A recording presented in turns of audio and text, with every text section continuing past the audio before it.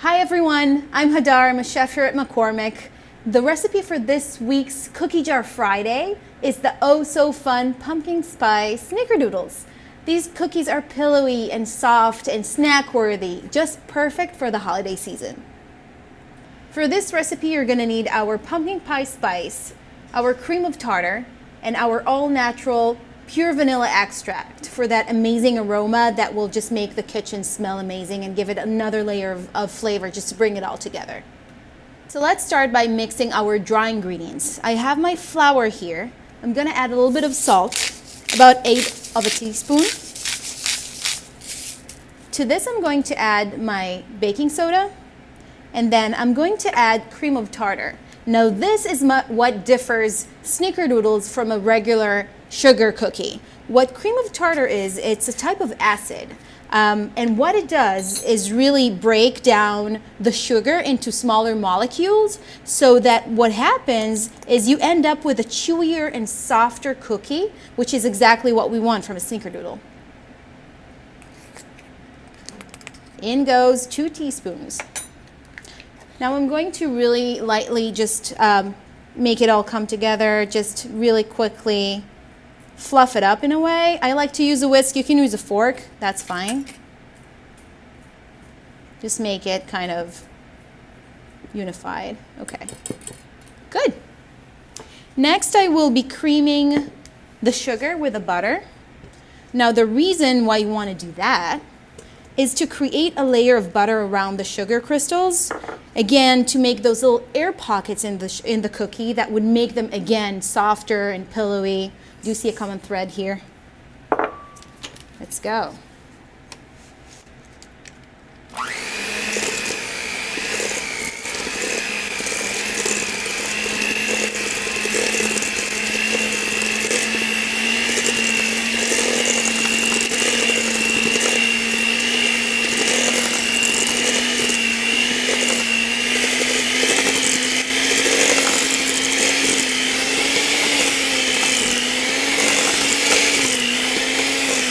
Okay.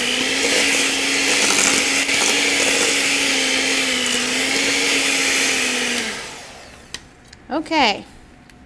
Now I'm going to add my wet ingredients. So that would be the pumpkin puree right here. I have a cup in here. And then a couple of eggs. And this is the right time to add our vanilla extract. So usually I go for a little more than what the recipe calls for just because I really like the aroma and it just makes the whole house smell just really amazing. So while it calls for 2 tablespoons, I'm just gonna add a little more. Why not? Okay, let's go again. We're going to incorporate this and then we're gonna stop.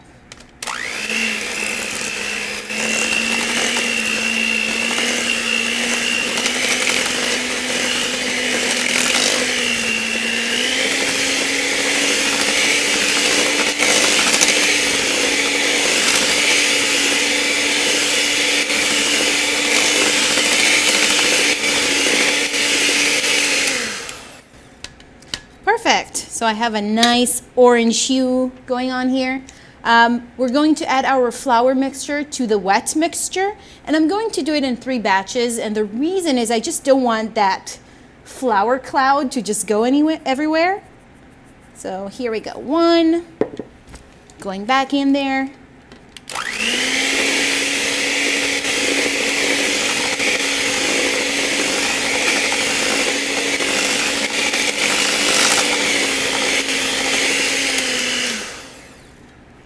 And 2.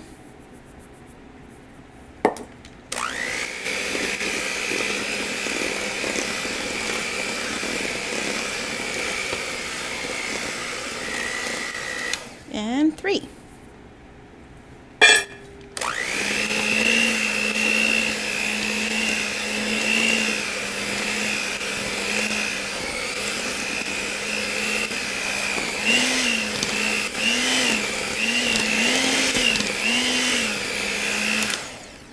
Okay, so we have our dough. We're going to cover this with a little bit of plastic wrap, and place it in the fridge for a couple of hours to allow the flour to really absorb a little bit of the moisture from the pumpkin puree and the eggs in here to really allow the cookie to be chewier and softer.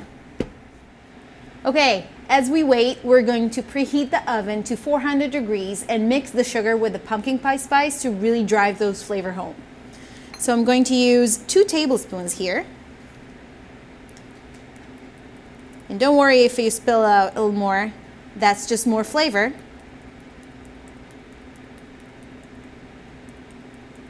Okay, I have just about 2 tablespoons here. I'm going to mix it yet again, just to make sure that I have the sugar and the flavor mixed together. And what I'm going to do now with a dough that has chilled for a couple of hours is I'm going to use a scoop to take it out and just place it directly into the sugar so that we have it coated. And really just, you can use your hands or you can just use your hands. And we're just gonna pop it onto the parchment paper right here.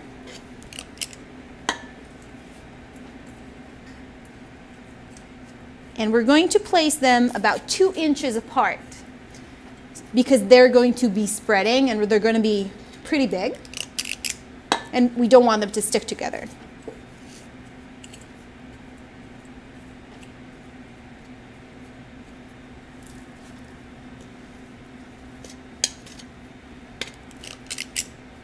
One of the advantages of having the flavor and the sugar coating the cookies is that you get a lot more flavor just up front because it just, you know, the first bite it reaches your mouth, you just get all that flavor. So it's really nice to have it outside versus inside.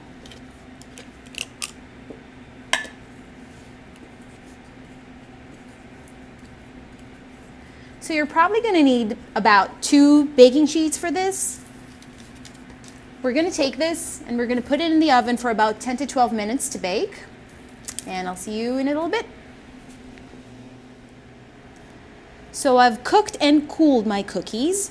I would advise to let them sit for about 5 to 10 minutes just so that they don't break up when you pick them up. And now I'm just plating them and they're ready to go.